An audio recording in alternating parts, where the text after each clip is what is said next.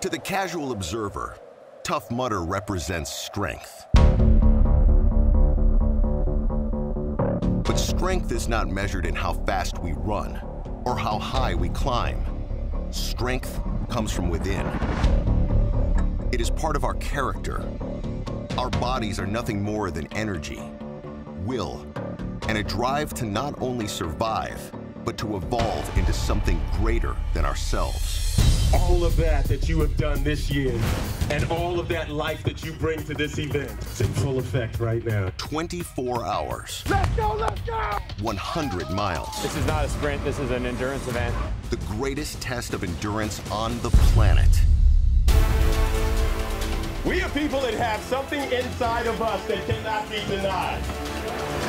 As the minutes and hours roll by, Time is ticking. on terrain that is desolate and unforgiving, It's gonna get cold fast. day gives way to night. And soon there are only the elements, the obstacles, the clock, and the purest expression of humanity that drive to push forward.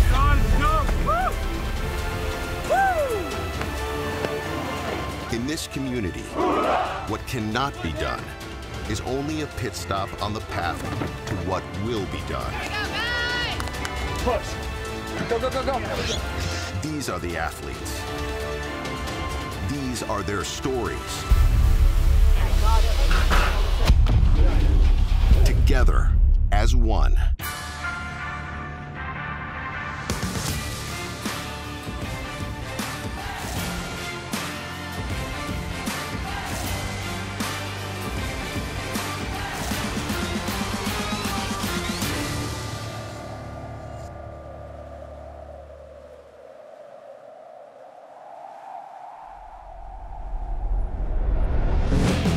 Nearly 1,500 competitors from 17 countries. The sun is rising on world's toughest mudder.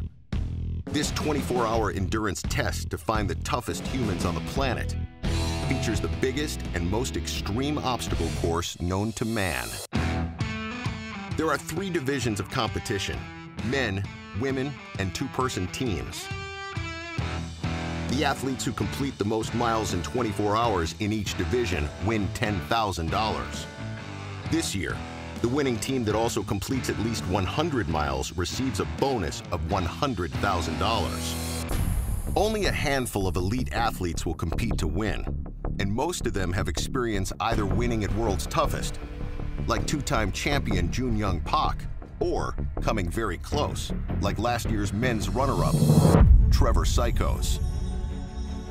My first mistake last year was breakfast, actually.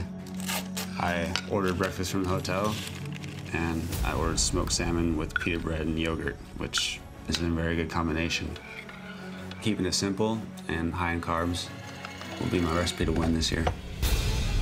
On the women's side, an injury to 3-time winner Amelia Boone opens the door for her friend, last year's runner-up, Sarah Knight. I feel like I'm still a rookie.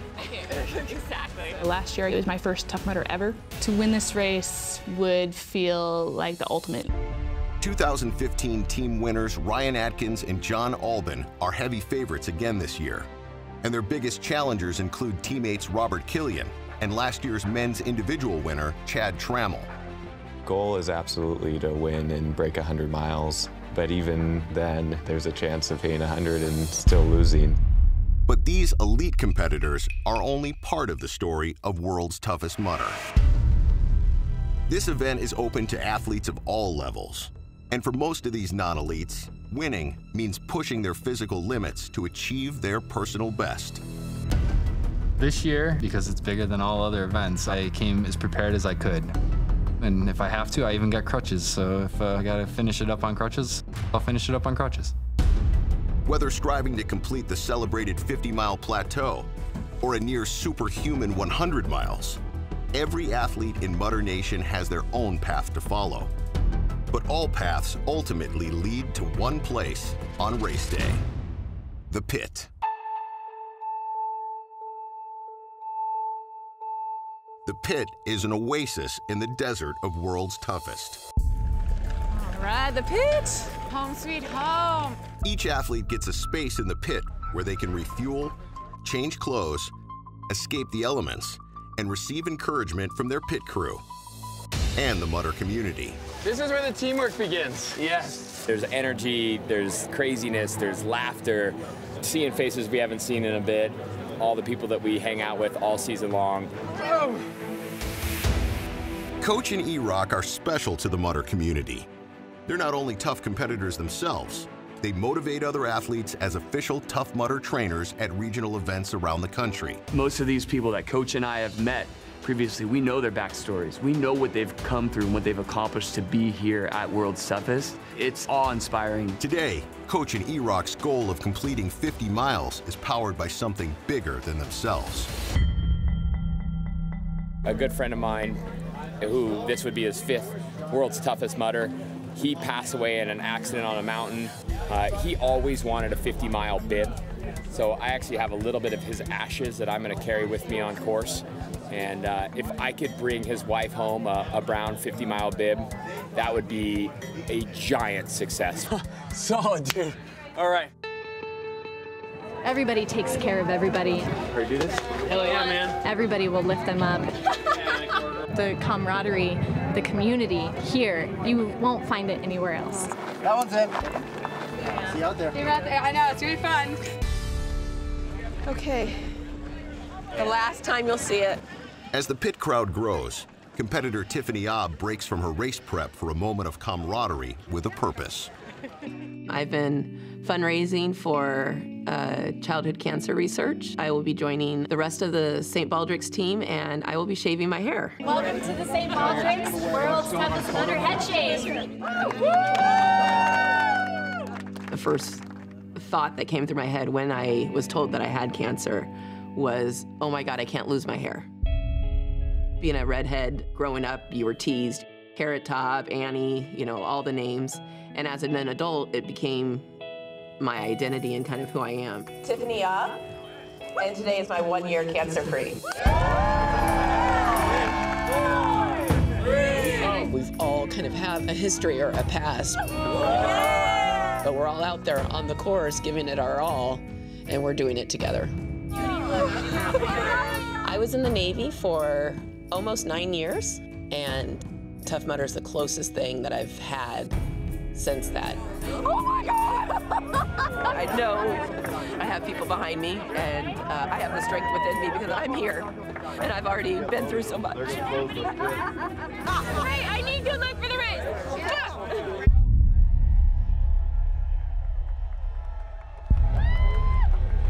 We are people that have something inside of us that cannot be denied. Something inside of us that when we are out here doing our best, working hard, we feel it.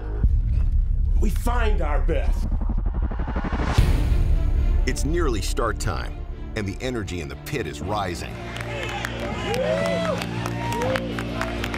Waiting over the first steep ridge are 21 of Tough Mudder's most grueling obstacles, including 4 new obstacles for Tough Mudder's 2017 regular season that these athletes will be experiencing for the first time.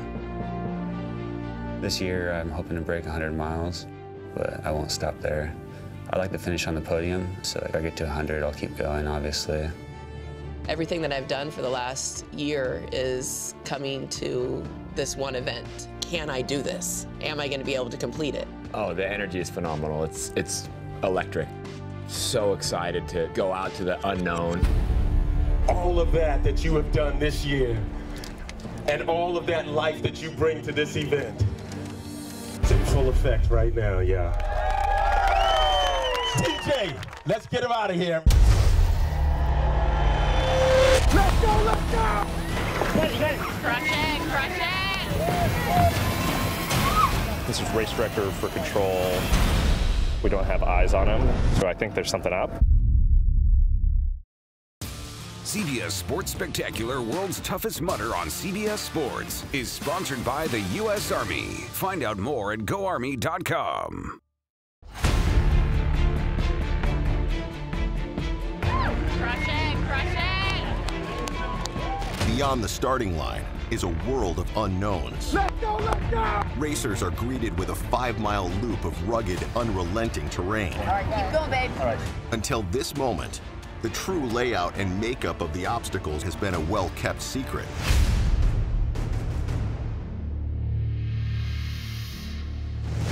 Mac, how you doing, man? Awesome. Having fun? Yeah, I feel like I just did 5 miles. The first lap is a sprint with the obstacles not yet open for competitors.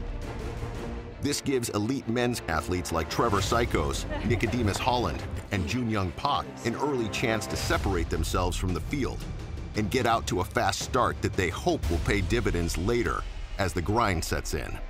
The hardest part is the start of the race. I got 24 hours of running. I'm gonna be wet within, the second hour, and then I just know it's gonna suck. I'm ahead of schedule, but feeling strong, so I'll slow down a little bit. And then once I start running, it takes me about 10, 15 minutes to get in the zone, but once I'm there, it's all good. I think I'll get 100 this year, I'm feeling it. And then the obstacles open.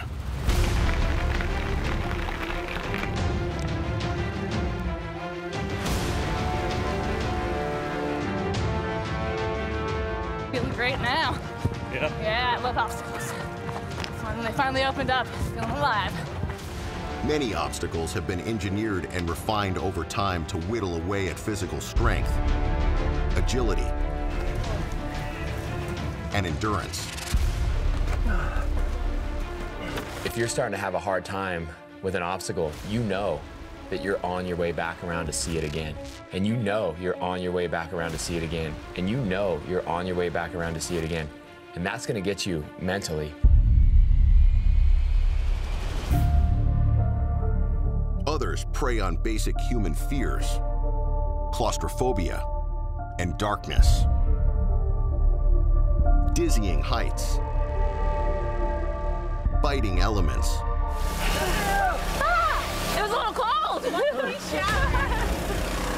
But at least my hair's gone, you know? Finish up a little bit. Okay, you got it. Pull it. And even electrical shock. Pretty crazy. You're standing in water playing that little Operation Doctor game where you're like reaching in. You don't want to hit the little edges or you're going to get shocked. Okay, let go, step out. So then you turn around frustrated and you got to go do a penalty lap. And so, yeah, not really looking forward to that one. If you're afraid of cold water, if you're afraid of electricity, if you're afraid of heights, if you're afraid of all those things, you're going to have to face your fears on this course because that's what you're going to be seeing every single lap. In true Tough Mudder fashion, there are also some behemoths like Everest and Backstabber, for which teamwork is crucial to advance. Hey, man, doing good. What lap is this? This is 2. You think it's what it is? Yeah, man. How you guys doing? Great. As the hours roll on, the crushing repetition of course obstacles over each 5-mile stretch is meant to intimidate, discourage, and eventually break these athletes. Sometimes people assume I need that extra hand or that extra help, and I don't get mad, that's awesome. They want to be helpful, that's a good thing. You don't want to discourage people from helping others.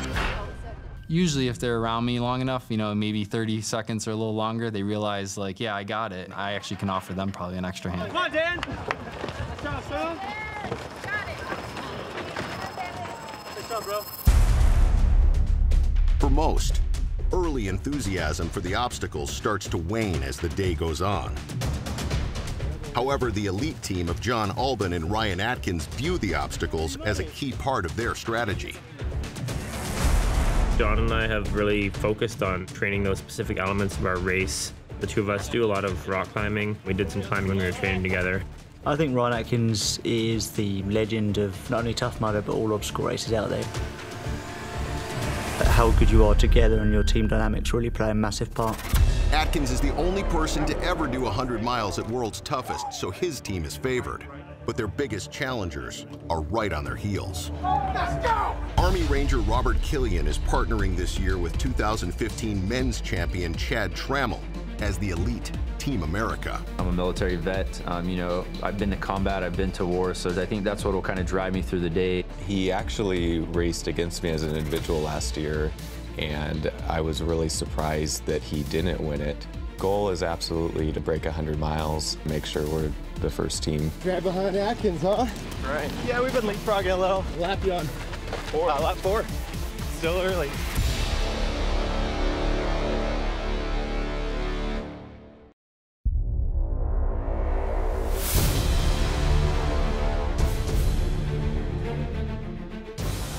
20-mile mark, men's leader Jun Pak, Ibuprofen in there. women's leader Stefanie Bishop, Trying to get into a good rhythm. I feel like I'm still going too fast. and elite contenders like Trevor Cichosz are all now fully in the groove.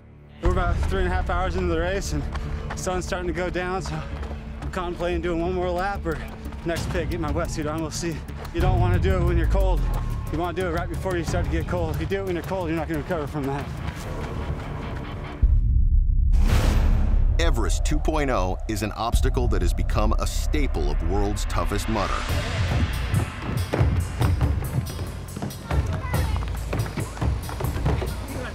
From a distance, it might look like the average quarter pipe, but slicked up and deeply curved on top, this 15-foot monster is unbeatable without teamwork.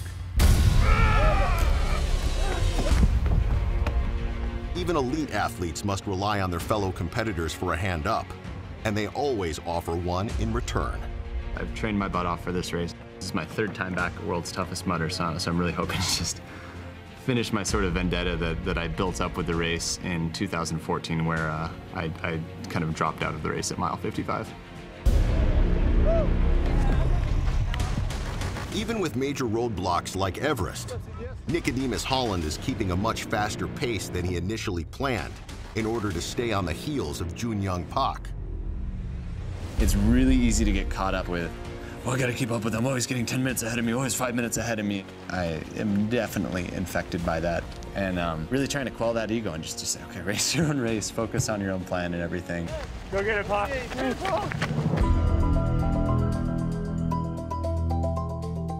Dusk is a time of transition on the world's toughest mudder course, a time where the decisions made in the pit take on vital importance. I'm gonna go in now and put on my wetsuit because I have a feeling the temperature's gonna drop very quickly, and I don't want to get hypothermia.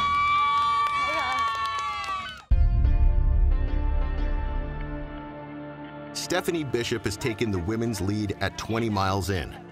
Having signed up for World's Toughest only 48 hours before the race, her presence on top of the leaderboard is a surprise to everyone. We can keep the socks next. I have never done a World's Toughest Mudder. Get that on over your shoes. I have a pretty extensive background in endurance racing. Next time around, I want solid food. Start giving me warm liquids starting next lap. Every lap I want something warm. Yeah. To keep me hot. And then last year, I was diagnosed with Lyme disease. I thankfully caught it early enough to treat it, and I ended up having to cut my season short. Time is ticking. You got this. Coming into this year, I know that I have the strength and I have the endurance. I'm going. My goal this year is to win World's Toughest Mudder. It means a lot to me. Pit stops are crucial, but also mean a potential loss of pace, something Team America can't afford. Man, we're flying. After 25 miles, they've pulled slightly ahead of Team Goat Tough, who are still on the course. Current men's leader Jun Pak is aware of this trade-off as well. More donut? No. All right. Actually, I'll take it with me. Take it. He's not taking any rest in the pit. He's been coming in, getting more fuel, and going back out. That's really the key for him, is staying on top of his nutrition, making sure he's getting enough calories, electrolytes. But I don't anticipate any long pit stops for him. The hours spent under the relentless Nevada sun have already taken their toll. Now, as the sun quickly sets, athletes know that getting through the coming night will depend mostly on the mental toughness that got them to this point. So it's my 6th lap, and just change to a wetsuit, get ahead of the cold, because the temperature drops fast out here. It's gonna get hard here soon. Your hands are wet, upper body is tired. It's gonna be a lot harder to complete these obstacles.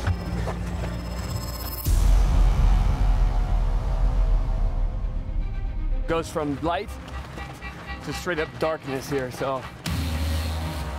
And with that, since we're in a desert, it's gonna get cold fast.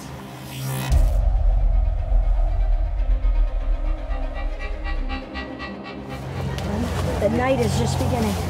The desert is two extremes. It's hot in the day and very cold at night.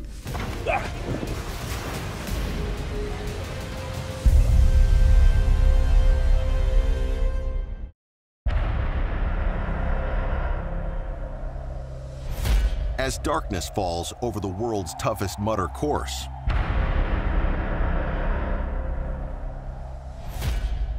competitors brace themselves for the night ahead. Most people have a great time in the first 2 laps, but once that sun drops behind the hills, it's a whole nother world. The desert landscape transforms into a collage of bobbing white and red lights. The obstacles are starting to show the effects of the elements as well. Grips are slippery. Trails are wet. Mistakes are easier to make and harder to recover from. That's the time where you go inside your head and you got to really dig deep.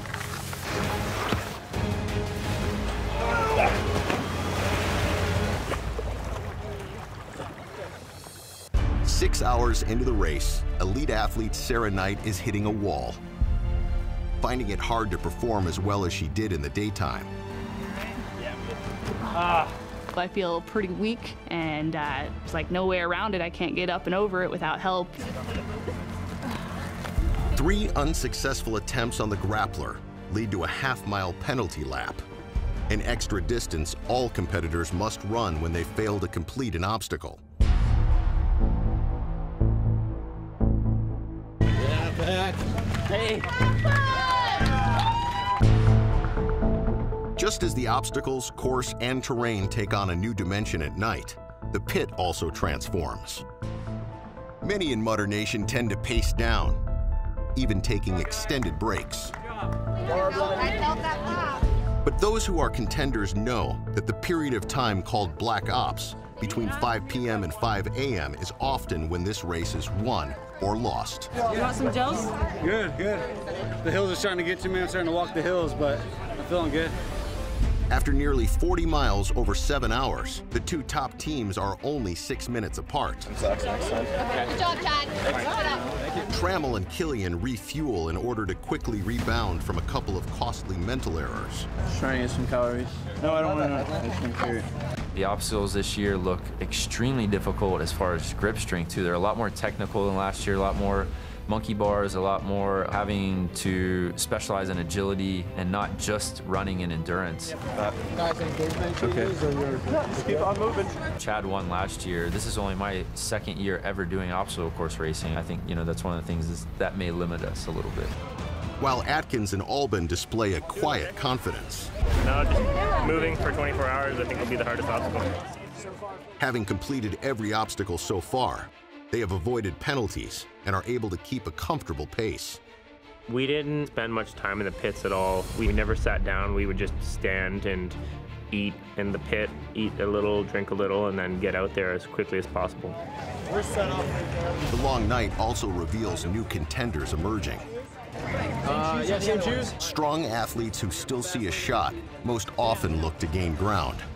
In the case of young Austin Azar, it's all about design. I was kind of conserving myself a little bit for night ops. My plan was to start a little bit slower than usual and then go really hard during the night. My goal is just to push my limits, get as many miles in as I could for the rest of Black Ops, and close the gap on the leaders. Azar's strategy is mirrored on the women's side by April Hartwig, who learned it the hard way. How's it feel being the top 3 right now? Doesn't mean anything right now. The night is just beginning. Last year, I came out of the gates like a bat out of hell, and then the wheels just came off. So I was just trying to stick to a plan of being conservative this year and just running my own race. April Hartwig has been at or near the top of the leaderboard throughout the afternoon and early evening, despite being a competitor whose life outside the event is not completely defined by training. I'm a mom of 2, 13 and 9. And I'm a school bus driver in Colorado Springs, and I drive for District 20. She represents the everyday people here who push themselves beyond any boundaries they thought they had. We're way ahead of schedule compared to last year. You gonna be in the foxhole, you better have her with you, man, because she'll throw down with you. While Stefanie Bishop continues to lead the women's field at the 35-mile mark, April and her intense team are paying close attention to the standings. We're gonna eat on the go and drink on the go. We're gonna get out of here. And are far from finished. That's just the way she does business, man. You're not gonna find somebody more mentally focused and tough than her, guaranteed.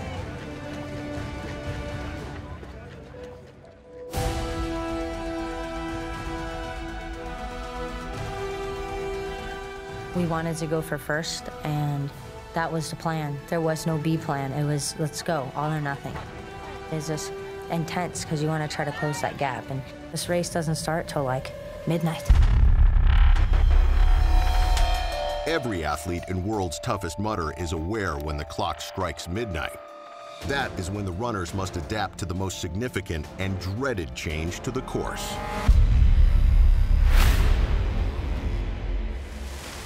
The opening of a treacherous 35-foot drop into freezing murky waters known simply as the cliff. The cliff is currently playing mind games with athlete Lindsay Webster, who until this point has been in the top 10 for the women. And it's like half a mile, the penalty. Oh, yes. So you definitely don't want to do that. It just takes 2 seconds. Cross your arms, maybe hold on to one arm, make sure you don't lose that. And then when you reset, just tap your head so we know you're okay.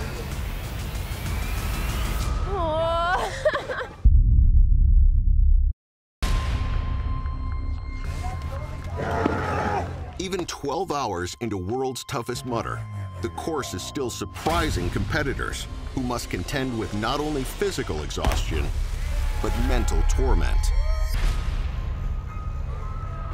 Oh, I really don't like this. Oh, yes, yes!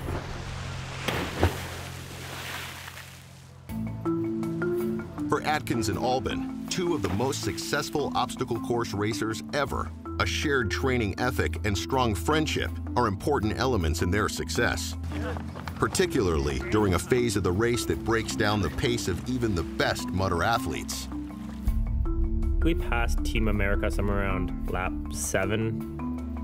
Our team was succeeding the obstacles, whereas the Team America was failing. Just because Jon and I have really focused on, training those specific elements of our race. For the first 8 laps, Trammell and Killian traded leads with Atkins and Albon as the 2 teams stayed within minutes of each other. However, with dawn approaching, Trammell and Killian are now a full lap behind and starting to feel the net effect of losing approximately 10 minutes per lap over the last 7 laps due to penalties and a slowing pace. These wet obstacles have definitely given Robert and I some trouble today. They weren't really tough early, but then once it got wet. The idea of being the weakest link as a teammate just terrifies me, being the person who's holding the team back. It's going to be really tough to say, hey, I need to slow down. You have ups and downs throughout the race. You have low points.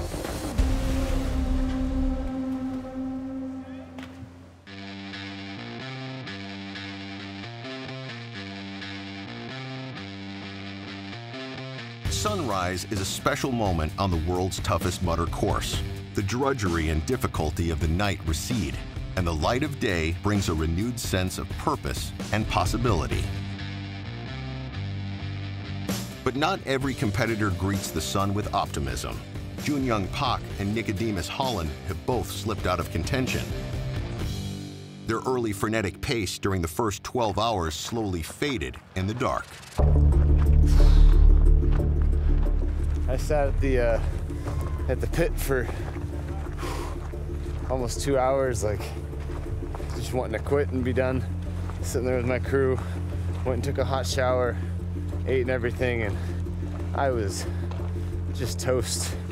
Really, I think it was just a matter that I went out too fast and I burned out my legs. That's a novice mistake for someone who's done these kinds of races for 8 years. So that's the sad end of my story this year, but yeah, I'll probably be back. For those whose definition of winning is different than the elite athletes, hitting a 50-mile goal can bring about as much emotion as winning it all. One of our members of World's Toughest Community, he passed away over the summer. You did it, Coach! He had an accident on a mountain and fell. He's always had a goal of 50 miles.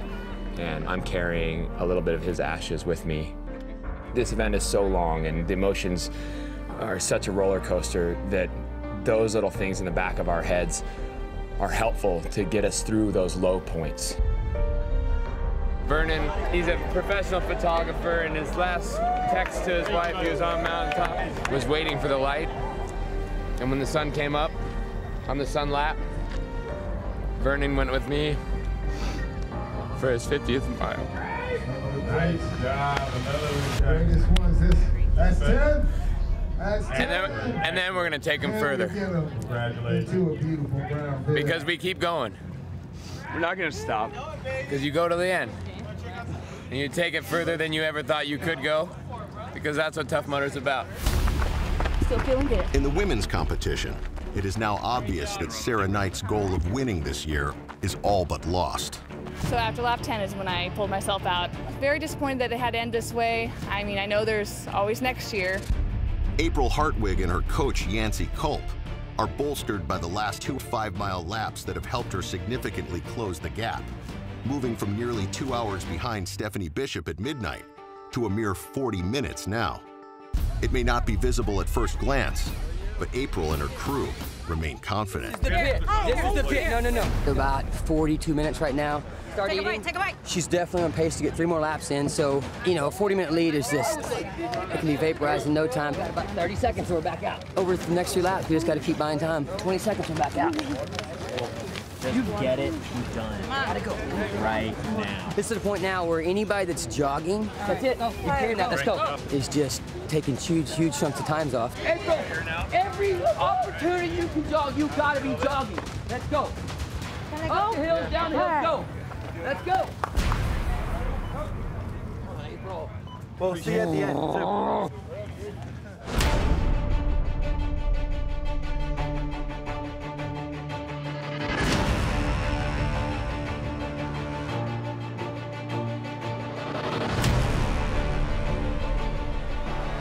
After running the equivalent of 3 marathons and tackling hundreds of obstacles, it's hard to believe that the men's leader, Trevor Cichosz, is just minutes ahead of the second-place man, Austin Azar.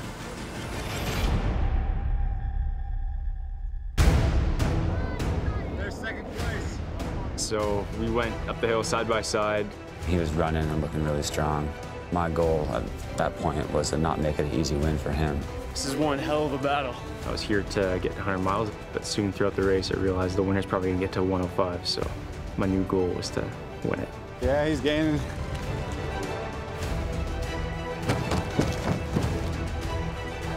Pushing it beyond the limits.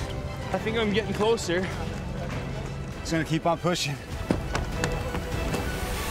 Try to hold on to first place. Slowly gaining on him.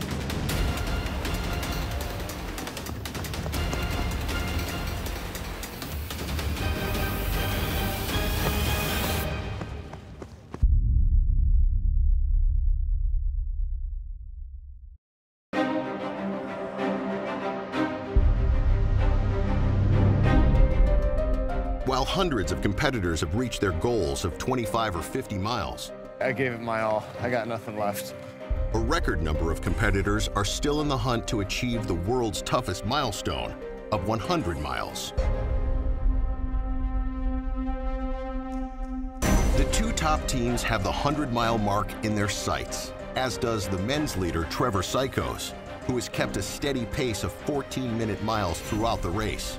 After a surprising late-night push, dark horse Austin Azar has put himself in that mix as well. This is one hell of a battle. Yeah, he's gaining. He was running and looking really strong. My goal at that point was to not make it an easy win for him.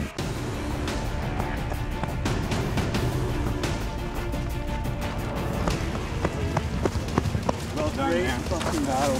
You're an animal. You are an animal too.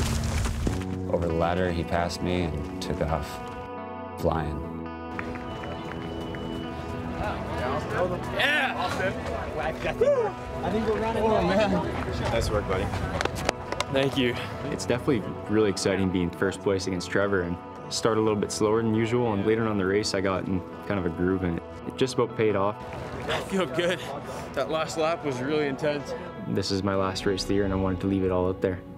This has been such a fun race. He caught up and passed me. Good on you. but I'm going to chase you and make you do 110 miles for that win. Dude. Austin and Trevor coming in.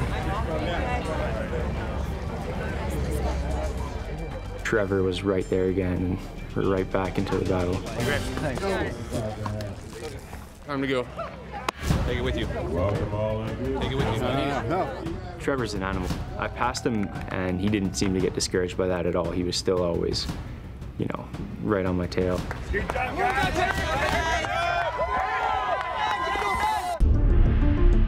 How you doing? I'm all right. I don't have that much of a lead, so I'm a little nervous. On the women's side, leader Stefanie Bishop has been aware since sunrise of April Hartwig's slow but steady challenge of her lead. I'm just gonna go out and cruise. As she arrives in the pit, April's coach, Yancey Culp, hangs nearby to assess the competition. I have about a 40-minute lead, so I'm just gonna go nice and easy. 40 minutes, you'd have to run 9 minutes per mile faster, which would probably be the equivalent of a sprint lap, and that's not possible. All right, lady. I'm gonna go. Get out there. On a finishing lap that would otherwise be competitive, Yancey has a moment of clarity that April's chances are fading. The last lap was probably within 2 to 3 minutes of each other. I'd say April may have gained 2 minutes, where she was gaining massive chunks, so that girl kind of realized that her lead was dwindling, and she cranked it up about a half gear, so we'll see. You gonna try to make 100? I don't think I can. After 95 miles, Chad Trammell's body is telling him to quit. No coke? No, I'm all right, thanks. Let's put this sound right here.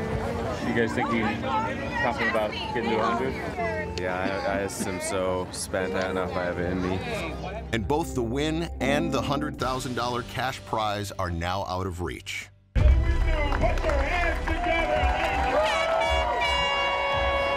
Ryan Atkins and Jon Albon are the first team to accomplish the 100-mile plateau. Their determination has not only resulted in the fastest time to 100 miles in Tough Mudder history, it has built them an insurmountable lead. But the full 24 hours are not done, so their race isn't over yet. Congratulations, good job, man. Every obstacle, every hill, every word of encouragement, it's been monumental. Ryan's like a diesel engine, he just like grinds away sort of thing, so I just tried to mimic that. It's not just how strong you are as individuals in this event, it was a team event where how good you are together and your team dynamics really play a massive part. We've done 10 miles in an hour before. What do I get for partnering with Army Ranger? The win is out of reach, but a lap about honor means just as much. We've come this far, we can't stop now. To be honest, I didn't want to, but Robert just talked me into it. I've got an inspirational coach in college that kind of mentored me a lot, and he passed away Friday. So one of my best friends sent me a message and was like, with a picture of us in Costa Rica, and he was like, hey, you know, put in 100 miles for coach, so I'm gonna do it no matter what. How can I say no to that?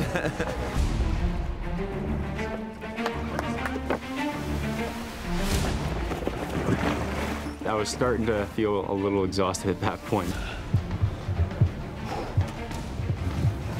Nuts.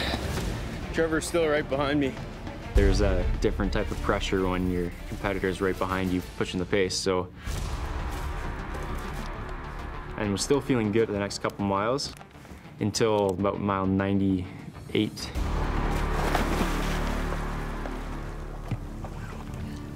I wasn't sure if it was heat exhaustion or what, but I've never hit the wall so hard in my life.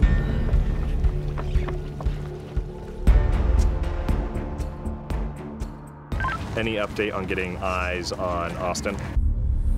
I think there's something up. Is there a medical team dispatched? He's somewhere between mile 4 and 5.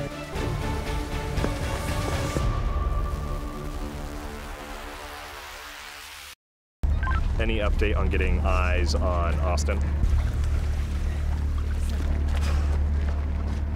Yeah. Let me see. Okay.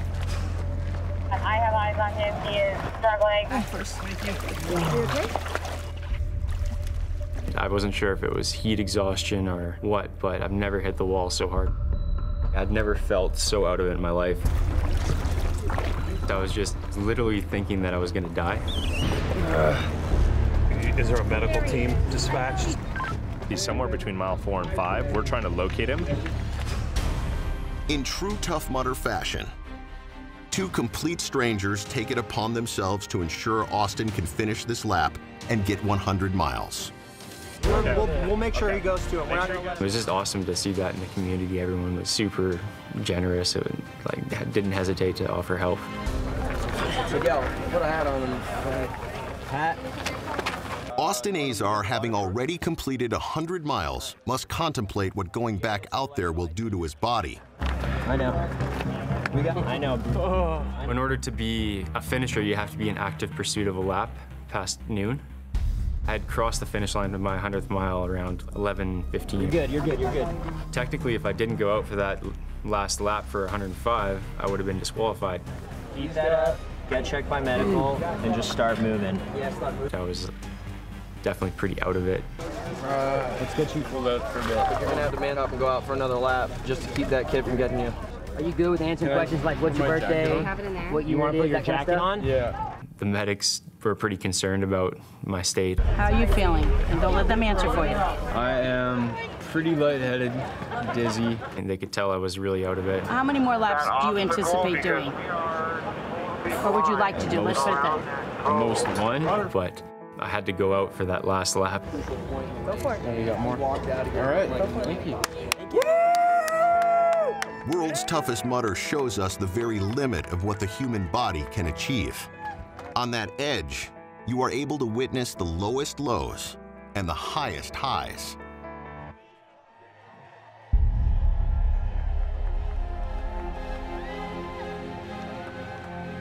Austin Azar's sudden decline in mile 98 clears the way for a fitting end to one of the most amazing performances in the history of World's Toughest Mudder. Trevor Cichosz crosses the finish line as a member of the exclusive 100-mile club and as 2016's men's champion. It's your first place.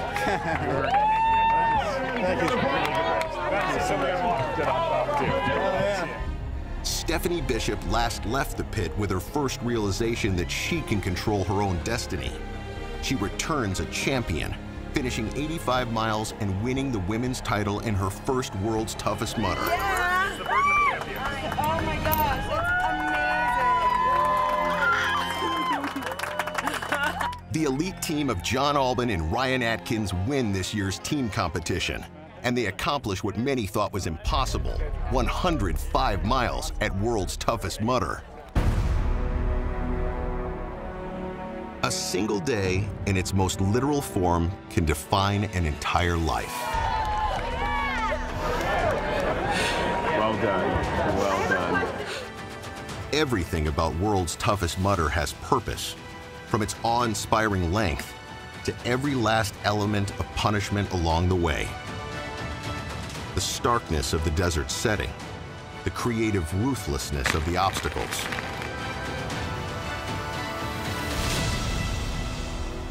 the indispensability of every competitor to one another. Words can't describe it, man. The idea that a test can redefine every conceivable notion of what's possible. They plan for pain and then embrace that pain as motivation with every passing mile.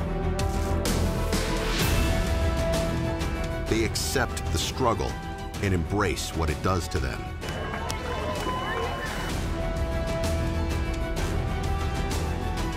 They resolve that together they're capable of so much more than they are alone. On the one day they want to define their entire lives at World's Toughest Mudder.